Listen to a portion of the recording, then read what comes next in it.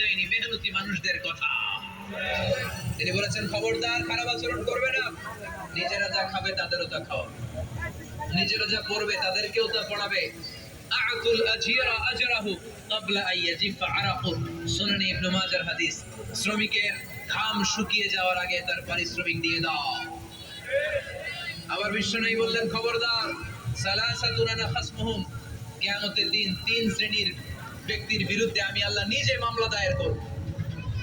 এক শ্রেণীর ব্যক্তি হচ্ছে রাজুলুন ইস্তাওফা আজিরান ইস্তাআজারা আজিরান ফাস্তাওফা মিনহু ওয়া লাম ইয়াতি আজরা, যে ব্যক্তি শ্রমিক ভাড়া করে কাজ করালো কিন্তু তার টাকা দেয় নাই, তার পারিশ্রমিক দেয় নাই।